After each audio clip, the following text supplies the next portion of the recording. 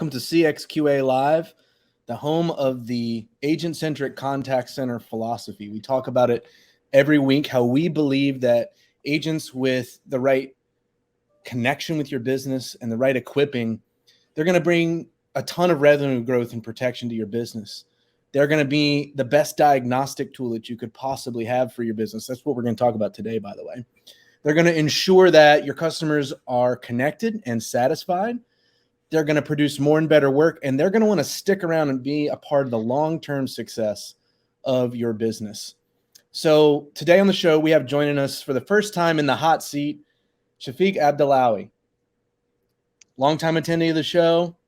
Chafik describes himself on LinkedIn as business optimizer, process automator, technology integrator, data analyzer, demand predictor, capacity planner. I had to get a second breath there. Chafik, we're really glad to have you on the show, man. Rob, thanks a lot for the invite. It's nice to participate in your show. It's been very valuable.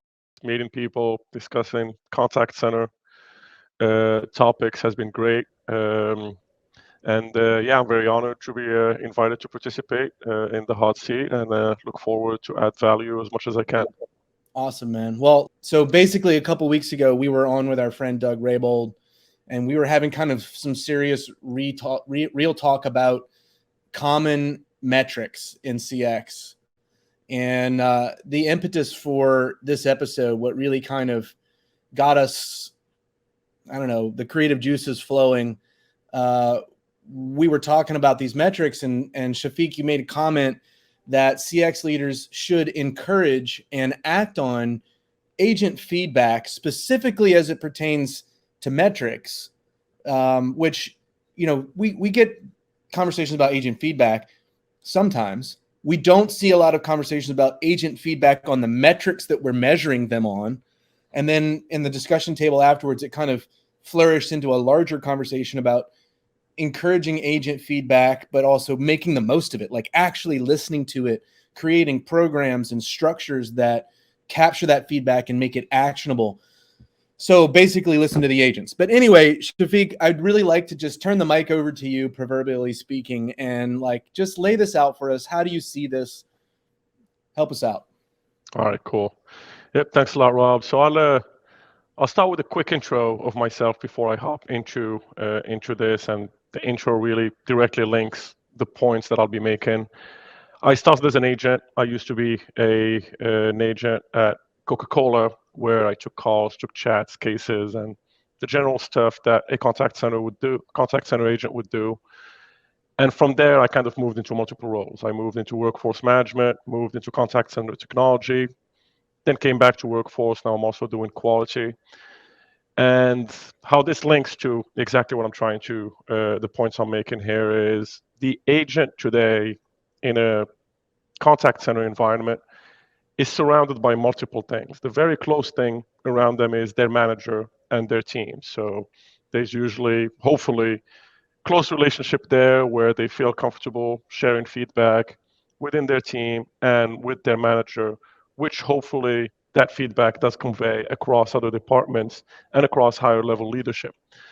But also the agent is surrounded by multiple other supporting functions which directly impact their job. So you got workforce management with the schedules, with the metrics that workforce management keeps track of. You have quality management with their own metrics, with their own processes of coaching and evaluating calls and chats and cases and all of that. You have training and knowledge management, which are involved at the onboarding level of the agent and then throughout their career as an agent. And then, of course, you have technology, which provides them the solutions that they're actually using day in and day out on their job. All of these things have different stakeholders, and the agents having to navigate the world of being an agent and having to work with all these things and these multiple drivers around them can be complex and sometimes can cause anxieties and can be hard to manage for the reps. So feedback, as an organization, we need to seek it continuously, and it needs to be a process in and of itself, not just when something goes wrong or if some metric goes down, oh, let's go get some feedback from our reps. It needs to be something that is continuous. And as an example, on my side, in my current world where I operate for workforce management and quality, I have very close relationships with the managers. Just like in most contact centers, usually it's the agent managers who are involved in these other processes with these other stakeholders. And that if there's anything that needs to go in between the agents and these other stakeholders, very often it goes through the manager. So I try to keep a very close relationship with those managers. And almost in every meeting I have with them, I'm asking, so what are you hearing? What feedback are the reps sharing with you, which is directly linked to our function, to what we do, so we can see if there's any processes we need to change, any additional education or communication that we need to push, or anything that would help make sure that at least from our side, in terms of how we're impacting the job of that rep, what feedback can we take to make sure that we're not making the job harder for those reps, but helping them with their processes. I know that was kind of long-winded, but I try to bring up the point as to where I come from and how agent feedback to me is valuable from a business standpoint. No, absolutely. I think you made all the necessary connections there, man. And I appreciate you sharing that kind of overview of how you came to see this the way that you do. I mean, I mentioned earlier in the show, like we hear talk about agent feedback, and you kind of made that connecting point to the business outcomes. Why isn't this something that more leaders understand, you think? I think they understand it. I think it's just often they get busy, and very often, unfortunately, they get disconnected. So when we're talking leaders, there's multiple levels of leaders in the contact center world. There's contact centers where stuff are centralized, and you have, for example, a VP or a chief of contact or customer experience or whatever that has all of the teams reporting into them, from the frontline teams with the agents and their managers to all these supporting functions of workforce management, quality, technology, and all of that. And then you have other organizations where stuff is separate, where the head of the contact center operations would only have the managers and their reps, but then they have to work with other departments that have the training, that have quality, that have workforce, forecasting, finance, reporting, technology. So the environment can make it more difficult. When it is an environment where it is separated, it is more difficult for those leaders to make sure that the feedback from the reps and the agents makes it across all of these other stakeholders. I worked in both types of environments, and I can definitely say with pretty high confidence that when everybody does report into the leader of the contact center, including all these supporting functions, the feedback is usually taken faster and easier to implement than what it is in separate departments.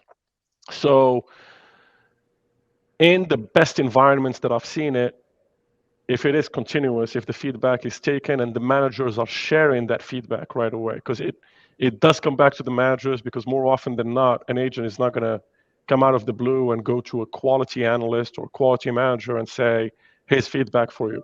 Often it's going to go to their manager, and it does fall on those managers to be very open, very communicative, and share that feedback they're getting continuously. And then it falls on everybody else when they do get that feedback from the manager that they are actioning it and not just taking it and saying thank you for the feedback type of thing. So, I mean, a couple of pieces there to unpack. And, you know, we had somebody in the chat say, yeah, leaders getting disconnected definitely is something that resonates. I mean, the different levels and types and avenues of leadership within the contact center, just the diversity of the roles even and sub-departments can make, well, anything kind of complicated to implement and to execute well. It's evolved to what it is for reasons that we can understand and trace.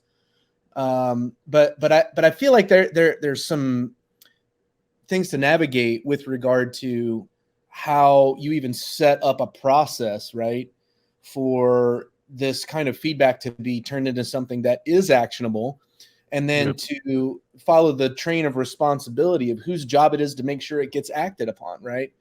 And Lisa had a good question as well. She's asking, how do you suggest agent feedback be organized to make it quantifiable? And the reason I think this is connected is because who is responsible, or might be more than one answer to that question, for taking in agent feedback, and then where does it go and what does it do and how do we turn that into change and action? That seems to be all kind of Yep. connected to me.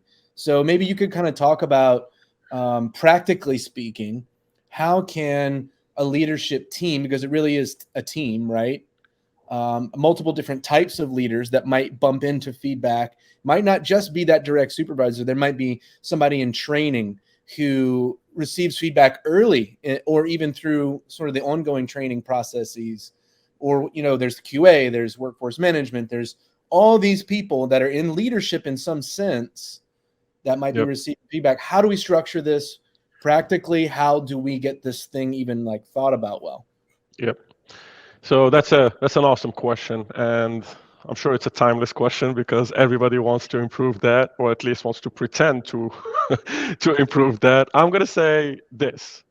I was an agent, and I'm currently in the leadership roles where I'm taking that agent's feedback. I would say the more it's structured, the more tools we put around it and rules as to here's how you share feedback and all that, the less likely we are to get it. I think it's going to be very human centric. It's going to be the managers first have to establish, you have to have that environment where people feel open to sharing stuff with their manager. And also, you got to have that environment in the company where people feel open to share stuff with their second level manager without their manager feeling threatened or feeling some kind of negative feeling about that. And people have to be able to also share their feedback with anybody within their word that could help them or that they impact directly themselves. So I can say not all companies are like that, unfortunately, but companies who have established that very open communication culture is a great start, and it's definitely essential. Where it's open, it's transparent, and it's confident leadership, where people don't feel threatened about why did this rep not go through their manager before they went and started sharing information with others. So that's number one. Number two, the people-centric focus I'm mentioning is you're going to have feedback sessions where maybe you don't want to even call them feedback sessions, but like the VP or the head of the contact center operations is going to have some town halls at least quarterly with everybody. And during those town halls, leaders need to be told, look, the bulk of the questions and the bulk of the feedback we're trying to get are from our front lines. So please don't fill up time with your questions. You may have other opportunities to ask those questions. We want the front lines to ask us their questions and to share with us any concerns they have, any ideas they have, or whatever. And then below those high level leaders, whether it's the leader of quality, the leader of workforce management, the technology stakeholders, whether they have specific managers in charge of contact center technology, or all of these, or training, knowledge management, all these stakeholders, their managers should every now and then have sessions with multiple reps, two, three, or the entire team to one, educate them on what their function does, and two, gather their feedback. How are things going? How does our function impact your job? What are the challenges you have? What ideas do you have for us to improve? And then lastly, and this is very important, is it goes back to that disconnect, remaining connected with what the agents actually do. Whatever role you're in, it's always a good idea to just listen to calls, go read chat transcripts, see how these conversations are happening between agents and the customers of our company.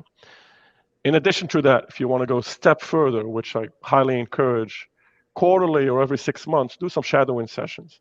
Sit with few reps for an hour, ask questions, see what they do with their job, ask them about their challenges, see how they move around their screen, what are the things they have to do on the calls, the types of stuff that come their way, just so you remain connected and you show that you actually care about what they do, how they do it, and really are trying to help them with their job.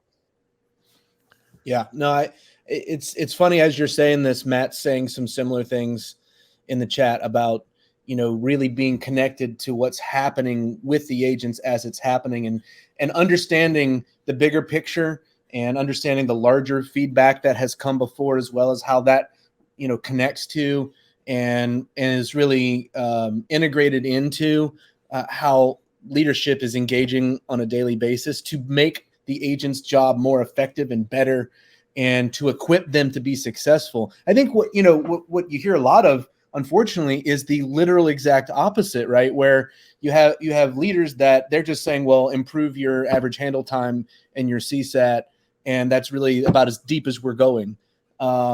Instead of being engaged with the actual moments that the agents are in, and being able to take that feedback and wrap that to the bigger picture and the larger perspective. One thing I want to make sure that I get a clear answer from you on, because it is the hot seat after all, right?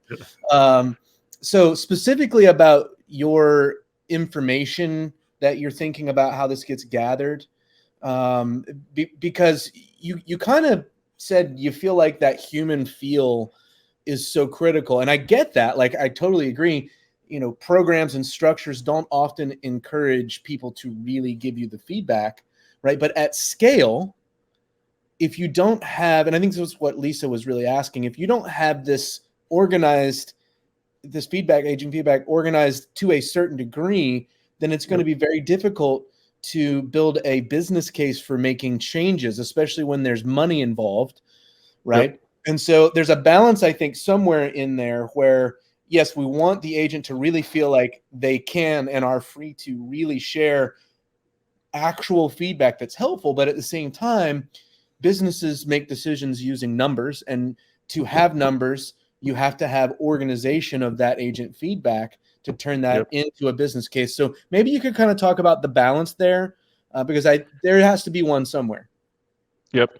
So scale is important, and Lisa, I'm not sure which numbers you're referencing or you got in your mind, but contact center could be as small as 50 reps to as large as thousands of reps all over the globe. So that will definitely make a huge difference. The human aspect doesn't change, though. All those reps still report to someone, to some manager. And all those supporting functions still have some manager that's in charge of either the whole thing or a specific territory under it. So if people are given, the leadership is given a process where monthly or quarterly you have to spend X hours on gathering this feedback, and you have to provide us meaningful information as to what you've learned, that would already help. In addition to that, we don't want to take anecdotal information and make decisions based on anecdotal information because of the whole loudest person gets the feedback that's more important. We don't want that. We want whatever feedback we get that is qualitative from the agents, we also run against the metrics that we are tracking continuously in our performance measurements. So from a systemic standpoint, scaling that can be done at a human level with a process that is set with expectations from the managers to gather that feedback, to do those shadowing sessions, and to report back on, this month, I did 3 hours of shadowing sessions. These are the reps that I sat with. I also did 3 meetings, 5 meetings, whatever, and this is the information I got. And you want to provide them some guidelines as to, you don't just meet with agents randomly. You want to establish it where if you're going to meet in order to get data that makes sense, that can be ran against the measurement data that we have in our performance dashboards, you want to take always, like, for example, a high performer, a low performer, and a B player, and gather feedback from those three, knowing that the high performer in general, their feedback will be a little worth more than the others, because if they're able to meet those metrics, you do want to ask them, okay, so you're in the top, you're meeting all of these, but we understand that across the team, not everybody is like you. We wish we could clone you, but we can't.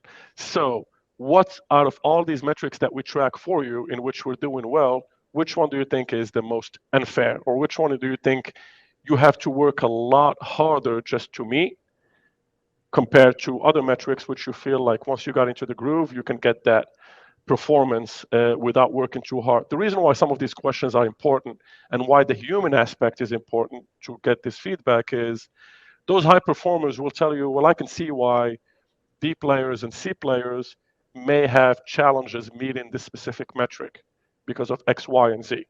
And then you can work on getting that feedback and updating whatever process you have in order to help those C and B players get to that A player stage. And also to make that A player's job even easier so they can stay an A player. But going back to your question from a systemic standpoint, it can be achieved and remain human centric, in addition to any additional stuff you want to do, like sending surveys, employee satisfaction, and employee sentiment type of gauging, and all of that stuff is possible to do. All I'm saying is all of that scalable stuff where you get feedback without that much human interaction, there's only so much feedback you will be able to get with that. No, it's good. It is a balance, right? Like, and there's going to be company culture dynamics. There's going to be, industry dynamics, maybe even that play into this, and company specific. How much are you remote, and there's just so many variables, right? I like to say that almost any question that really matters, the answer is some form of it depends. Right? Because it's a complicated question enough to be important. And I guess I'm just thinking about, your analogy of, you've got this A player that's really setting the standard with a lot of these metrics. Well, you come in and you ask maybe the folks that aren't achieving that metric level performance, what are the metrics that you don't feel are a good fit for your job, or that you don't feel like are compatible with helping to motivate you to improve performance? Well, you might find out that if you change some of the metrics and the way that they're compositely put together, you'd have a lot more A players. And ultimately, are your metrics actually driving you towards the business outcomes and customer outcomes? Or are they kind of lost in that shuffle of multiple teams that interact? And I mean, we all in life and in work sometimes put our head down to get through something, and we miss a lot of what's going on around us. And I think sometimes, feedback from an employee, from an agent, if you get real talk out of them, can help you have a little bit of a reset and maybe ask some different questions, right? And being willing as a leader to ask some different questions, to ask different people different questions. Yep. It can be the difference between continuing at a B- or a solid B level versus finding out that you've got 30% of your workforce that, if we change the metrics up just a little bit, are going to help us achieve customer and business outcomes that we didn't even think were possible. Yep, 100%. So I think you've kind of given us somewhat of a framework to ask those questions internally wherever we are. And I think that's what we want to have. There's no exact formula, right? Yep. Because every context is different. Now, a couple of things I want to kind of walk our way towards the end of our last 6 minutes together, because it's flown by as usual. But I'm thinking about somebody who is interested in engaging this topic internally. What are some of the pitfalls that they might face internally with other leaders as they're trying to change maybe a culture of metric measurement, everybody get with the program or get out, and instead they want to kind of engage this human side of the agents to bring out feedback. Help us see some of these pitfalls and walk through this. And these pitfalls exist, and not sometimes, oftentimes it's us shooting ourselves in the foot and causing these pitfalls to ourselves. So I'm going to start by saying two main things: human and time. The human aspect is extremely important, and you can't just expect it's going to happen right away. If, let's say, you're in training or quality or workforce or technology or reporting or any other of the surrounding functions in the contact center work, you can't just decide, oh, okay, now we're going to make an initiative to go get feedback from the agents and expect that they're going to be open to you and they're going to tell you and share stuff with you. If you haven't connected with them or their managers and you don't have that solid relationship built, it's not going to happen. And then if you're doing it just to pretend to do it, like I mentioned earlier, so you can go back to your manager and the higher level leadership and say, look, we went and gathered feedback from the reps, that's fake and it's not really effective. If you want to do it the right way, you got to build the solid relationships with the managers, make sure they understand you care about what they do, you know the challenges they have as managers, you know what their drivers are, and you're really trying to help them. You're not just trying to help yourself. After that, once you get that buy-in and that trust from the managers, you can then go and spend time with the reps. Go do the shadowing sessions, sit down with them, ask them questions, praise them for the hard work that they're doing, show them that you understand the challenges that they're sharing with you. You're not just sitting there to do a shadowing session. You're really asking questions to understand, and you really want to help them with the challenges that they have. Gain their trust too, so they trust, okay, you're doing this in a genuine fashion, you're really trying to help. Once you get to that stage, and that's where human and time are very important, then you can work with that feedback and make it an iterative process where you're meeting with them again. You have these processes where you're gathering more feedback, asking more questions, and they see that there is work being done that ultimately will help them, and the managers also will be helped. If you don't achieve that, it's all fake and it's not going to be effective at the end. So if somebody wants to do that in whatever function you're in, go ahead and build those relationships, make them continuous, and truly show people that what you're trying to do is help them, and show them that you're understanding what they're saying, what challenges they're having, and then provide your feedback as to how you think you can help them. Whenever you get to the solutioning phase of that, make sure you bring them in thinking, okay, this is what we understood from you. This is the issues that we see. These are the challenges. These are the potential ideas we have that could potentially help with this, or process adjustments, or technology implementation, or whatever it is, or changing the metrics that we're tracking, and see what their thoughts are before you go and implement it. Yeah. So going back to the very initial thing, time and human, you got to get people's trust, and then you got to get them to work with you. Man, so much good stuff in what you just shared. We just had a little master class, by the way, on organizational leadership. I don't know if anybody picked up on that. Thank you, Chafik, for that right there. There's a golden nugget on your Tuesday. I just want to mention that, we talk about buy-in, and we talk about organizational buy-in. And my friend Dave Seaton, who's not with us today, he's here on the regular, but he's got a really great course that he does on this. One of the things he says in that course that is right where you were just now, Chafik, and that is that having people go, oh yeah, that's a good idea, that's not real buy-in. When it, whatever you call it, verbal buy-in, whatever, that basically is pointless and useless, because quite frankly, our society is conflict averse. We don't like to disagree with people if we don't have to. So we might actually think it's a bad idea, and it's socially expected that you find a way to look like you're in agreement so that there's not conflict. Of course, then you have the other side of the spectrum, people who disagree about everything all the time. But what we need to make sure of is not what are the words that we're all saying. We need to make sure that we all actually genuinely see value for ourselves and for the organization and for our customers, and that we clearly delineate who is responsible for what, and make sure that there are no assumptions. Make sure that everything's clear.